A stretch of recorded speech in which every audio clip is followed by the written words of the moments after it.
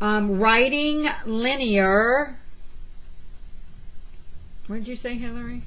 Yes. Okay. All right. Write linear expressions in different forms for situations. So our objective is to write different forms of linear expressions to represent the same real-world situation. Okay. So an expression is basically an algebraic, it's not a term, but it's something that doesn't equal zero. Okay, so you will never see an expression equal zero. So it says a bus driver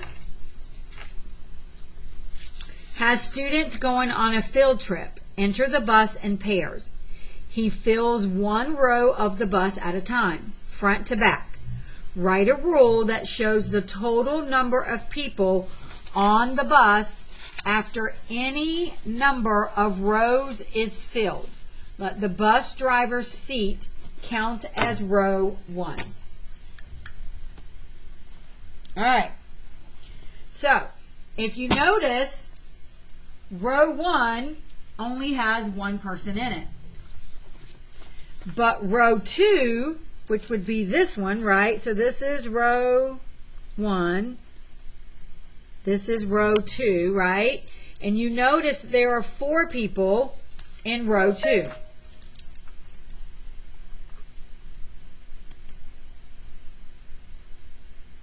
Sorry, I gotta let somebody in. And then in row 3, we add 4 more people. Okay, so we have 4 people here, 4 people here, 4 people, 1, 1, 1. And then once again, 1, 4, 4, and 4. Okay? So, of course, this is not the entire bus, right? Because the entire bus has a bunch more seats. So we're going to let our variable n be our rows. Okay? And we know how many people can I fit in each row, not including the bus driver. So how many people?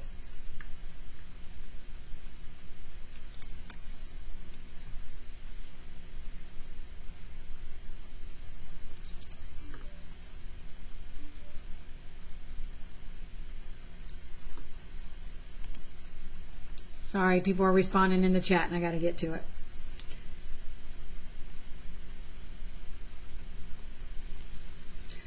All right, so each row, what did I write?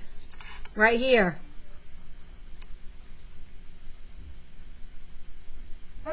Not each seat, each row. So how many people are in this entire row? I wrote it right there. Thank you, Jacoby. 4. Okay?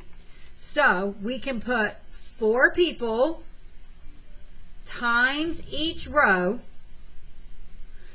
But my first row, I can only put 1 person in. So we're going to take and we're going to subtract 3 because on that first row, I only have 1. So that's why I'm subtracting 3. Okay? So this is the expression that I would use. So we can try it out, right? So on this bus, we have 1, 2, 3, 4 rows. So if I substitute in 4, so if I say 4 times 4 minus 3, I would get 16 minus 3, so I should have 13 people on this bus. And is that what I have? 4, 8, 12 plus 1, which is 13. So that's how you use an expression to figure out how many people would be on the bus depending on how many rows we had. So if I added another bus, right? So if I wanted to add another another row, then I would have 5 rows. And then I would just use the same expression. I would say 4 times 5 minus 3, which is 20 minus 3. So I would have 17 people on a bus that had 5 rows. Okay? So everybody see how you would use that expression to answer that question. All right. So now the question is going to change a little bit. So it says, how would your rule change if the second row of the bus only sat 2 students to make room for a wheelchair? Okay, so now that means this row is we're going to have 2 students, right? You can't see that. Pink. So let's say if I do it this way. Still can't see that, but anyway. Can you see that one? Not really. All right, so if I had 2 students and then here is my wheelchair, right? So here on my original equation, we subtracted 3.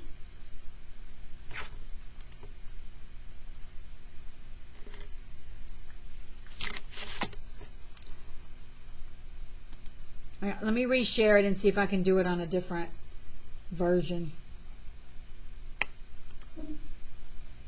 Let's see if that helps. All right, let's see if that helps, Hillary. Okay, so on here, we subtracted 3 because we only had 1 person, right? Here, we're also missing a person. So we're missing 1. So would my equation work if I kept this, so 4n, and instead of making it minus 3, what if I made it minus 4? So let's see if that works, right? So now instead of on my 4 rows, this one would only be a 3. So I would have 8, 9, 10, 11, 12. So let's see if it works. So we would have 4 rows. So 4 times 4 minus 4. So this would be 16 minus 4. Does that give me 12? It does. So that is how my new equation with the wheelchair and the 2 people would work. Okay, so this would be the new equation there.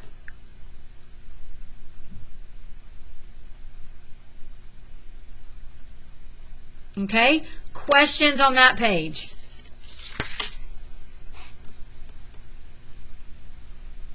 All right. So now we're going to build some of that understanding.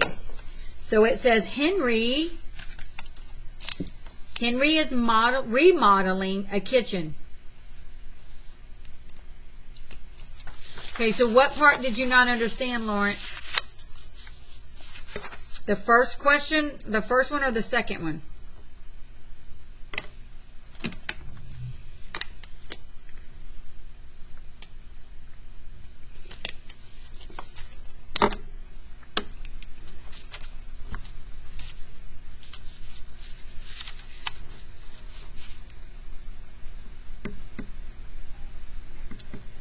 Lawrence?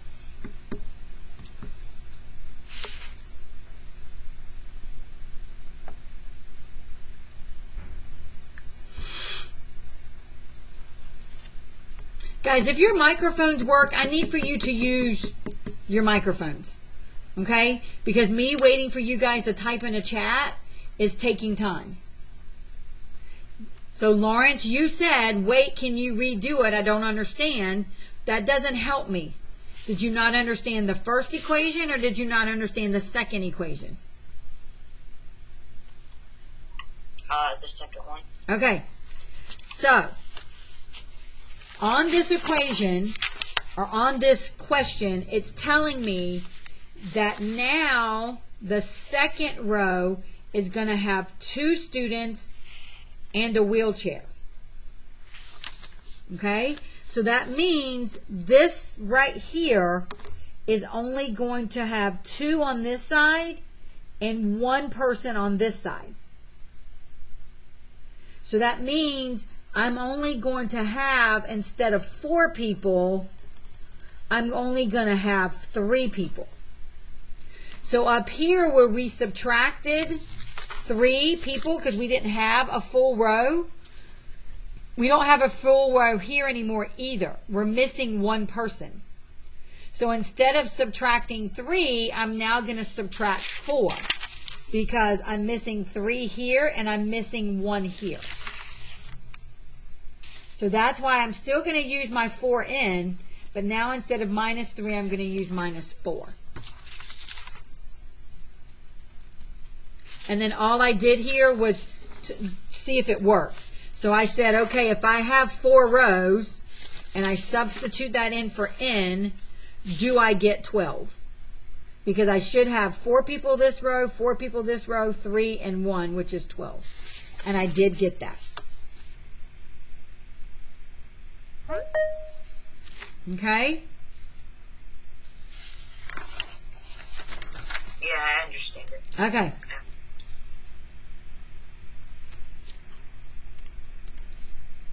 All right, and we're going to move on.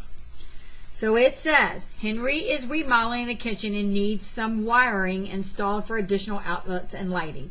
An electrician provides him an estimate which includes a one-time service fee plus an hourly rate as shown to complete the wiring. What is the unknown value of the situation? So in other words, what are we trying to figure out?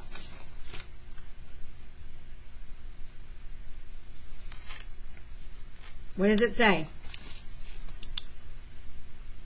An electrician provides, an estimate. So, plus the hourly rate as shown to complete the wiring. So we know that it's $89.95 just to walk through the door, and he's going to get $54.50 per hour. So what are we trying to find? The total. The total hours he works, right?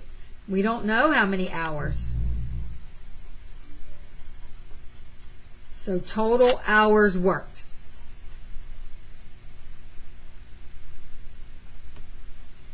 All right. Then it says, what might you use to represent the unknown value of the situation? So what can we use? What variable could we use? Subtract. What variable, so what letter, because that's what a variable is, right? What variable could I use to represent?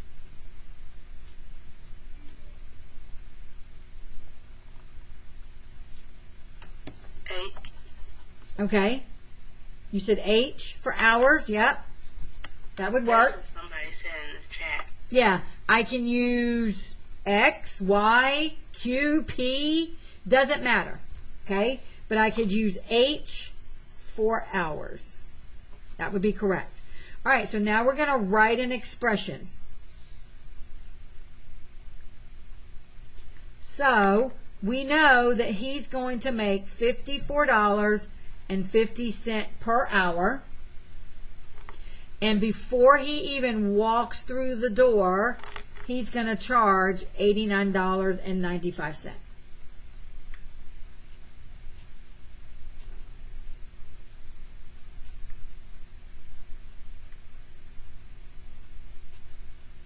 Okay? Sorry, I'm trying to take attendance real quick. All right, so the only person we're missing looks like Terry on. All right, so electricians who work on Saturday earn time and a half. So that means he's going to get $54.50 and half of $54.50 because he's going to make time and a half. So we need to figure out what amount is that? So I'm going to multiply 5450 times time and a half. So 5450 times 1.5 is 81.75. So that's what he's going to get for working on the weekends. So once again, we don't know how many hours he's going to work, but we do know he's still going to charge $89.95. So if he works on the weekend, that would be his expression for the weekend.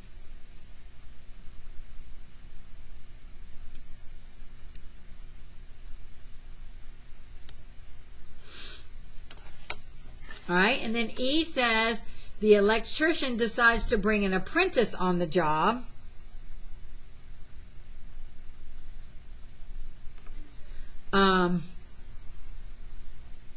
So the electrician takes a reduced hourly rate of $40 and pays the apprentice $14.50 per hour.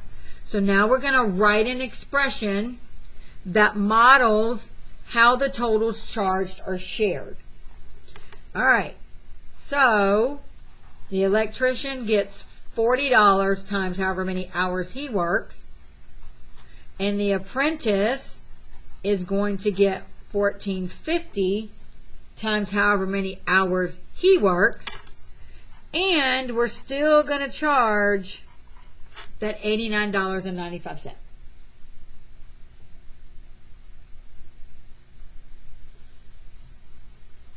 All right, and then F says, are the expressions in parts C and F equivalent? So this is the expression in C.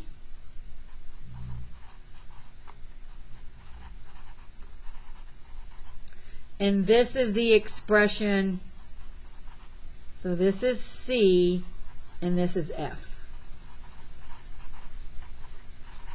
Oh, not equals, that would be plus.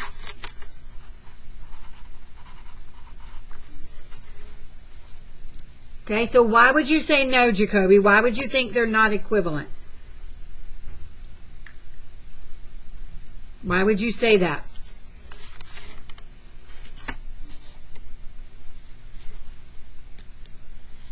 Oh, okay. Whatever. Okay, so look at this. If I have 40H and 1450H, since they both have a variable, I can add them together. So if I add 40 plus 1450, what do I get?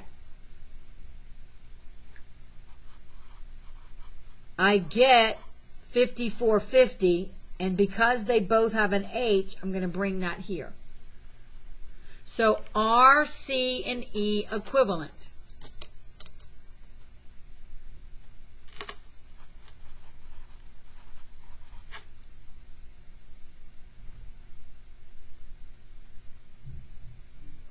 Yes. All right, so they are equivalent. So we call this combining like terms. Okay? So when you have something, a variable and a number, we can combine them. We can add them together. All right?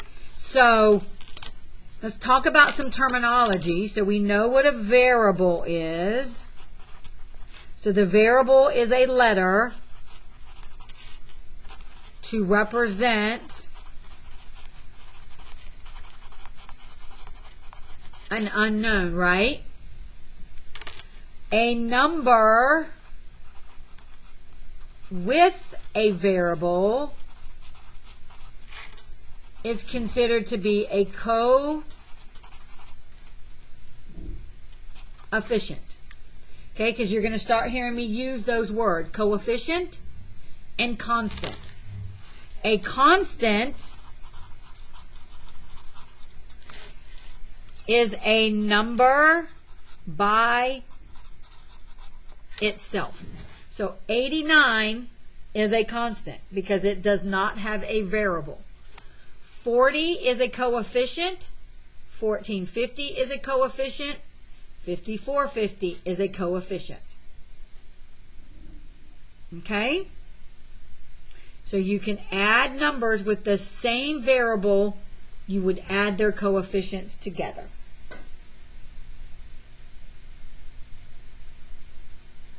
So then that kind of leads us to this question. It says, why is it useful to represent an amount with a variable in real-world situations? Well, we couldn't put a number there to represent it, right? That would be kind of weird if we just substitute in with the number. So it has to be some type of something there. You could put a box, but somewhere down the line, someone who created algebra said, hey, let's use numbers to represent what we don't know. Okay? All right. Moving to number 2. A department store is offering a promotion on candles, as shown. Rhonda is buying 3 candles at the same original price for a birthday present. What is the unknown value in this situation, and what could you use to represent the unknown? Okay, so what do we not know? The price of the candle. Yep, price of the candle.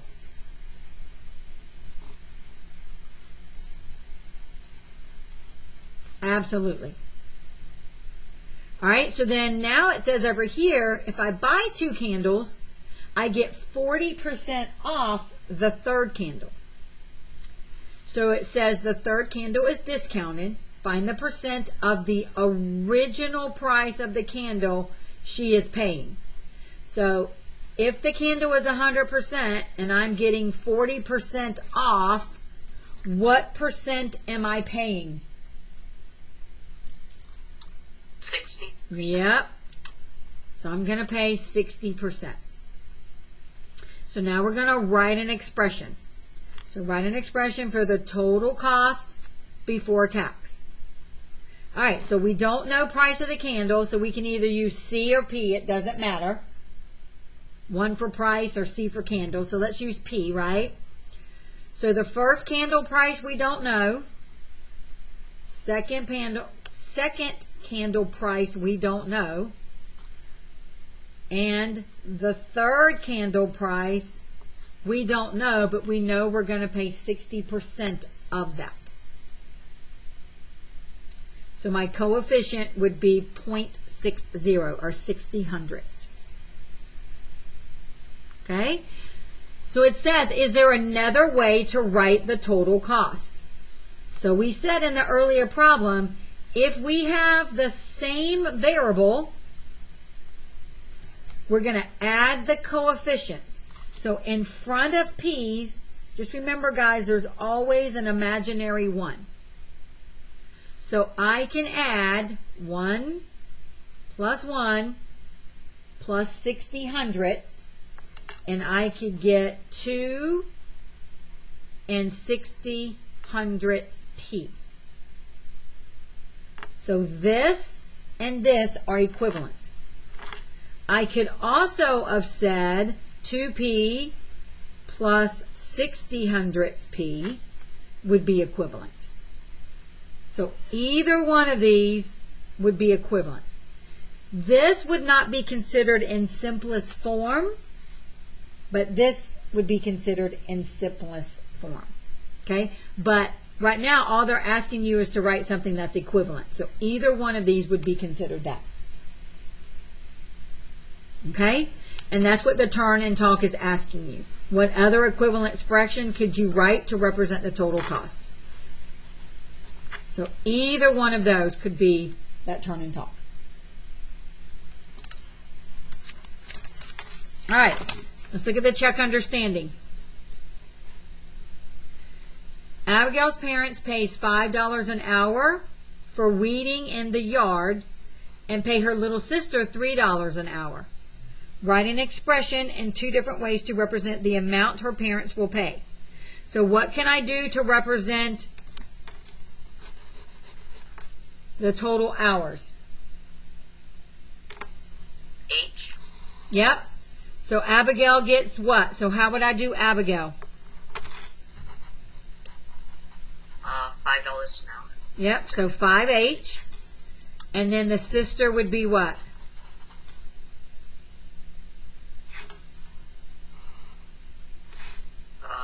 3H. Yep. 3H. So we want to know the total. So 5H plus 3H. They both have an H. So add 5 and 3, and what do we get? 7. Add it again. Oh, 8. 8H. So 8H would be your answer. So once again, combining like terms. All right, juice is on sale. With the rule, if I buy one, I get the second half off. Okay, so the first one would be what? We can use J for juice, right? The second one would be what?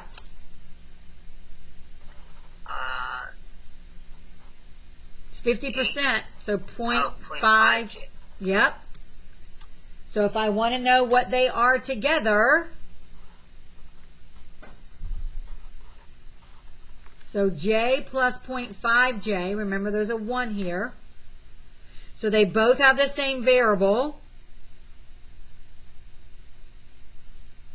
So add them together. 1.5. Yep. So 1.5J. So that is how you would combine your like terms. All right.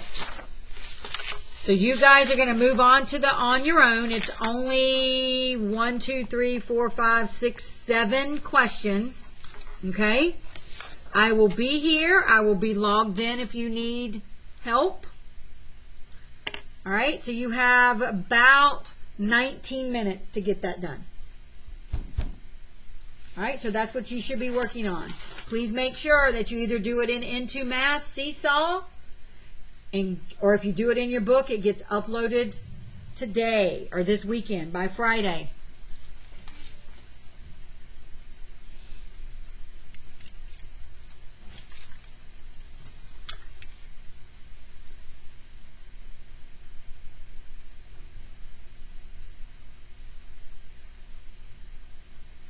You do all of them, 3 through 9. And you do 8 and 9 as well. The whole page.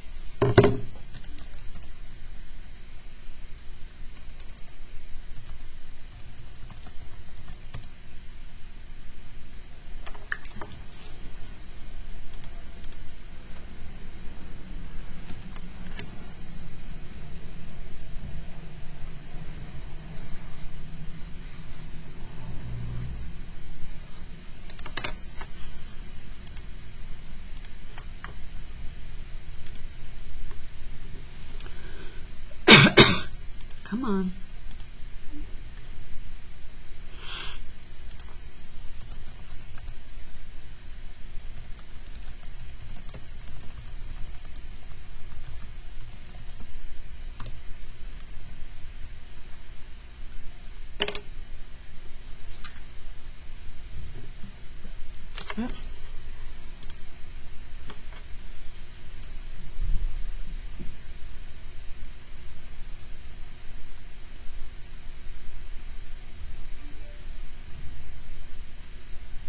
It's due Friday. We have school Friday.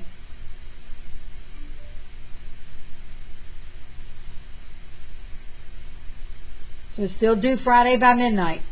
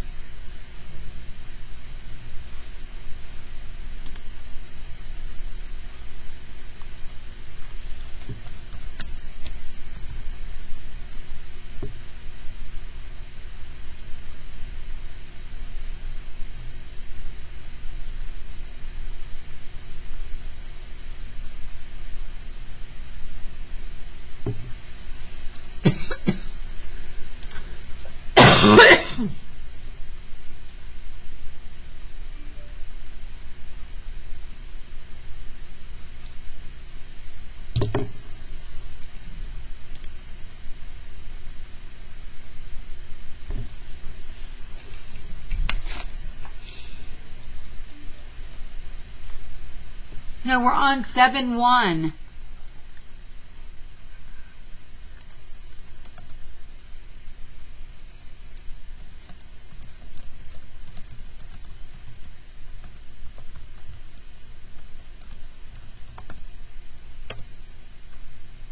No, Lawrence, we're 7-1.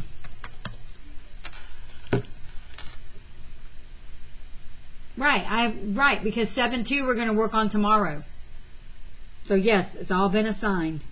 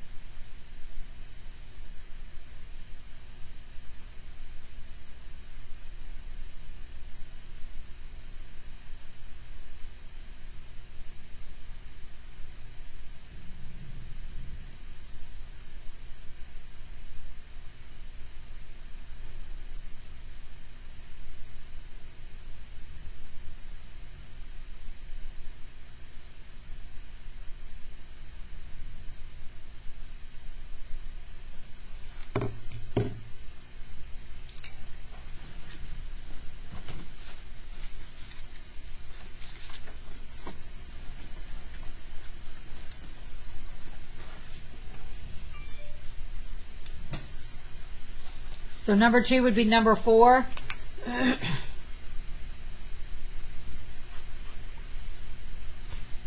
All right, so it says Benita buys 2 shirts at the same price. The sales tax is 6.5%. Write an expression to represent the total cost for the shirts 2 different ways. All right, so remember when we do tax, right? Whatever the cost of the shirt is, we have to multiply it by the percent. So if this is my shirt, I got to multiply it by the percent. I have 2 shirts, so I'm going to take my 2 shirts, whatever the price of that is, and I'm going to add it to whatever the tax is of those 2 shirts. So that's one way. The second way is I can multiply that out. So 2 times this, so 0.065 times 2 is 0.13. So 2s plus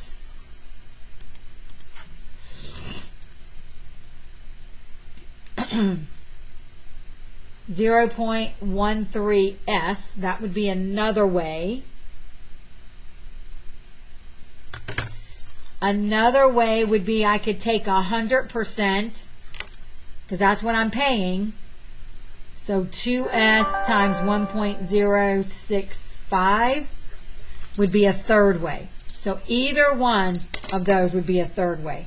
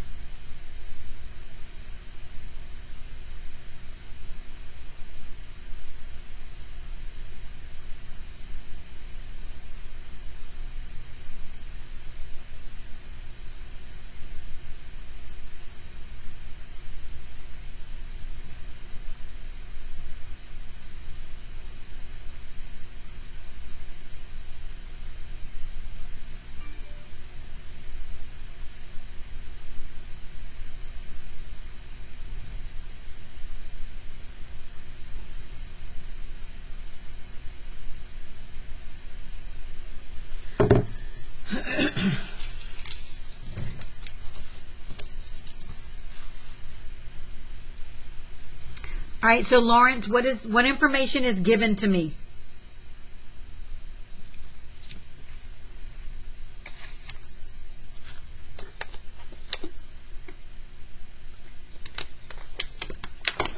$40 an hour and $15 an hour.